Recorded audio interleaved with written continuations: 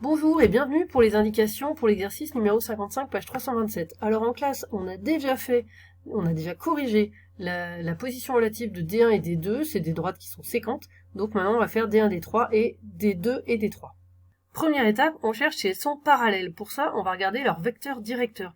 Les vecteurs directeurs, quand on a le système, c'est facile à trouver, c'est les nombres qui sont devant les t.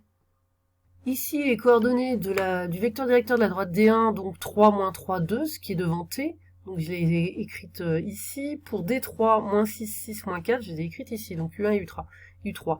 Maintenant, la question, c'est est-ce que ces deux vecteurs sont collinéaires? Donc est-ce que leurs coordonnées sont proportionnelles? Bon, c'est assez facile de voir que oui, je vous laisse le faire. Donc, les vecteurs sont collinéaires, et donc les droites sont parallèles, et c'est terminé pour D1 et D3, on s'arrête là. Et maintenant, nous nous intéressons à la position relative de D2 et D3. Donc, même chose, première étape, sont-elles parallèles? On regarde les coefficients directeurs, moins 3, moins 2, 1 pour D2, pour D3, on l'avait déjà déterminé. Je vous laisse regarder si les coordonnées sont proportionnelles, c'est pas le cas. Donc, les vecteurs directeurs ne sont pas collinéaires, les droites ne sont pas parallèles. Et on passe à la deuxième étape, sont-elles séquentes? Donc maintenant, sont-elles séquentes? Ça veut dire, on cherche s'il existe un point dont les coordonnées vérifient à la fois ce système, celui pour D2, et ce système. Donc, comme x égale x pour ce point, y égale y, z égale z, ça donne, il faut que les équations soient égales avec par contre, on écrit bien t' ici, parce que c'est certainement pas le même que t. Donc, on cherche s'il existe deux réalités t', telles que l'équation pour x là soit égale à l'équation pour x pour D3, et ainsi de suite. Donc, on cherche à résoudre ce système.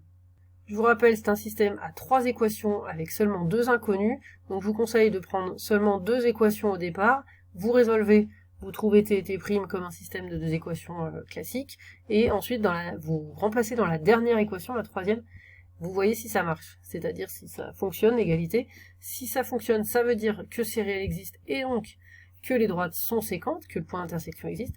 Si ça ne fonctionne pas, vous arrivez à quelque chose d'impossible, eh bien ça veut dire qu'elles ne sont pas séquentes. Et dans ce cas, puisqu'on a démontré d'abord qu'elles n'étaient pas parallèles, maintenant qu'elles ne sont pas séquentes, ça implique que forcément, elles sont non coplanaires, c'est la seule possibilité qui reste. Et c'est le cas pour ces deux droites D2 et D3. Bon courage.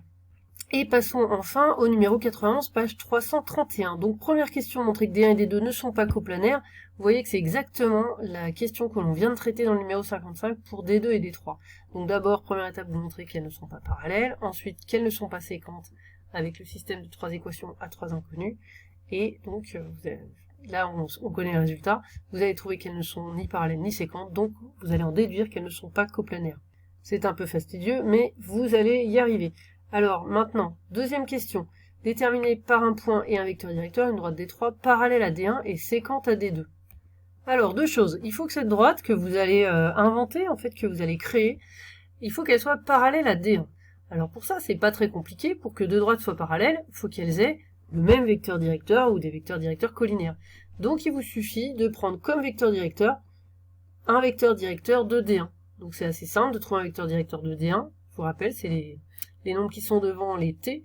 Donc ça permet d'être sûr, en prenant ce vecteur directeur, que la droite sera parallèle à D1. Ensuite, on demande que cette droite D3, elle soit séquente à D2. Pour être séquente, ça veut dire qu'il y a un point qui est en commun.